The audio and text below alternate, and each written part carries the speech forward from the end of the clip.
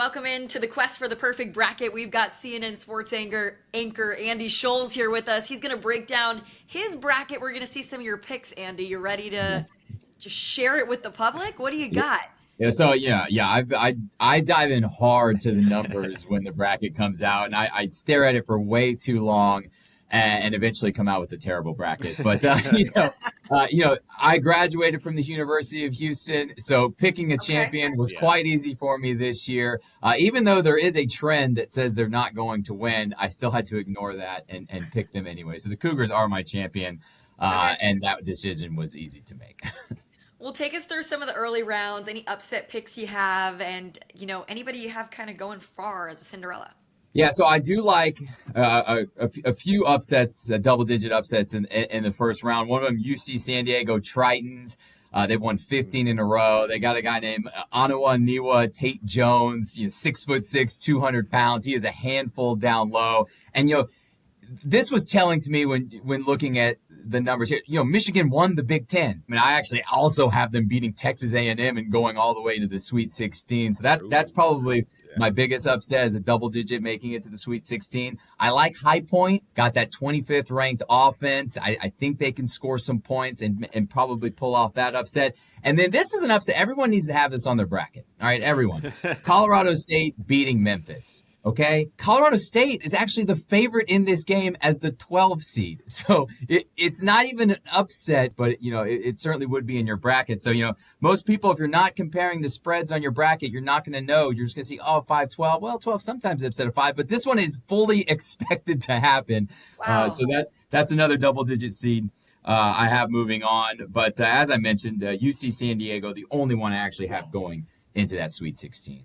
Well, Stats has our bracket data based on, how the nation's picking. So we can see how fans are actually picking in the bracket challenge game. And you said everybody's got to have Colorado State, right? How many Stats? How many people have it? Yeah, so they're the most popular 12 seed. So you're totally everyone the boat there. About 37%. Now this could go. It's gone up since yesterday. So they're getting more popular. So maybe, Andy, you're kind of helping raise the flag there of that one. And Drake is most popular 11 seed, but after that, Colorado State is the second highest picked upset in terms of in the bracket so far, the first round. So you're totally on board there, driving that train. And UC San Diego is also coming in about 32%, a little up from yesterday as well. So yeah, I feel like Andy, I don't know about you, but I think a lot of people feel not pressured, but feel like they have to pick the ones and twos, but they're trying to find the spots so they can come up with these fun first round upsets. And I think what you picked are the really smart, kind of informed choice. A lot of people are now trying to join that bandwagon.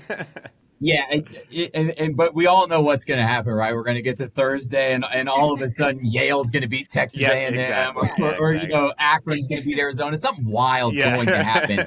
And in my previous years, I'd always go for it. I'd pick a lot of those, and of course the ones I picked didn't happen, and then the ones I didn't pick did happen. Yep. So I've kind of steered away from that and kind of just picking one or two in each region, maybe. And then just hoping that those happen, and if not, I have a little chalk going the rest of the way to help me stay in my bracket pools. Well, you have BYU going all the way to the Elite Eight. What was your thought process there? And then also take us through your Final Four after that. So, I'm a big 12 guy, as I mentioned. I have Houston going all the way. And so, BYU's been playing really impressive lately. They're kind of one of those teams kind of getting hot late. So, and that was one of the things I was kind of looking what can I do here to not just all have ones and twos? And I struggled. Alabama, to me, they're always so great, offensively. What are they ranked? Fourth offensively on KenPom. But it seems like when you get to the tournament, things slow down a little bit in a lot of these games, and Alabama runs into trouble. So I was going to have them knocked out by, Wisconsin or BYU. And I ended up all right, what can I do to differentiate myself? And I was well, I get BYU going a little further than most people there. So that was what I ended up doing, and a 6 seed is the lowest I have it going into that Elite Eight. So I'm not going out on a limb too hard.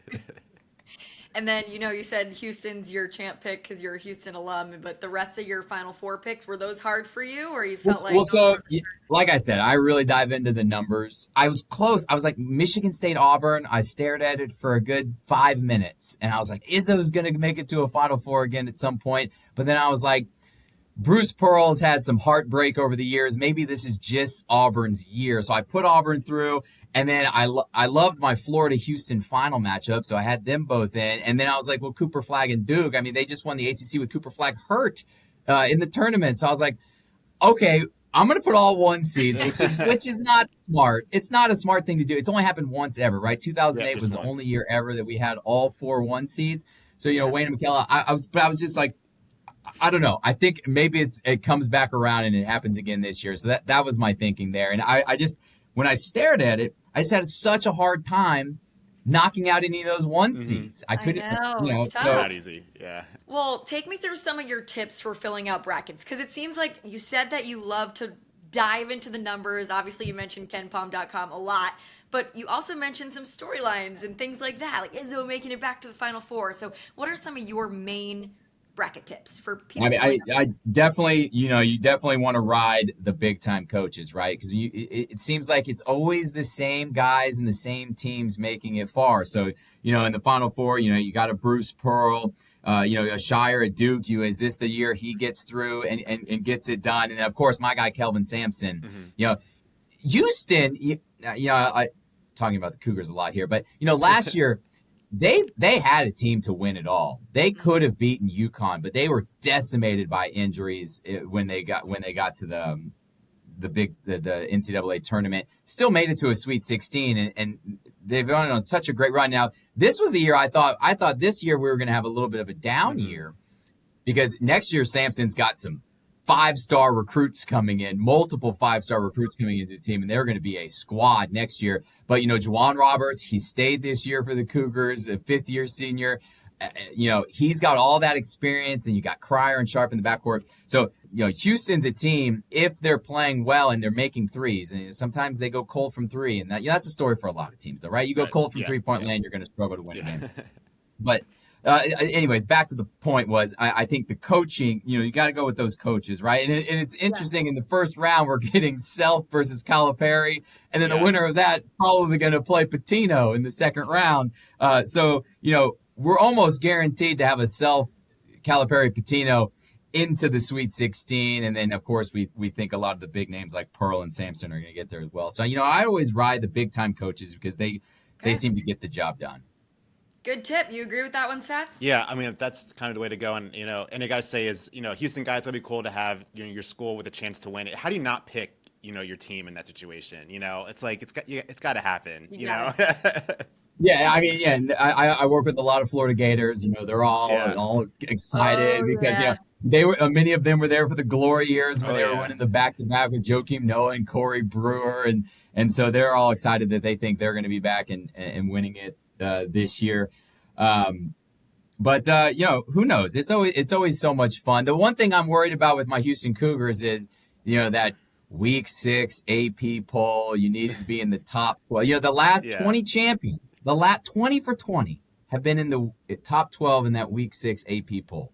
Houston, they started the season 4-3. I mean, they were good losses, but they were still 4-3. They weren't in that top 12. So I'm hoping they break that trend this year finally. But those kind of things scare me. Whenever it's like 20 for 20 did this, and then all this. Yeah, that, and the so other. many weird March there's Madness quirks. oddities. Yeah, always weird. It's stuff. always like, well, this has never happened. You're like, how is that even possible? And it's just crazy. But we appreciate your time, Andy. It's always fun to break down everybody's brackets, see your picks, and then go inside your mind with some bracket tips. So we appreciate your time and have fun this March Madness. All right, go Cougs. Go Cougs.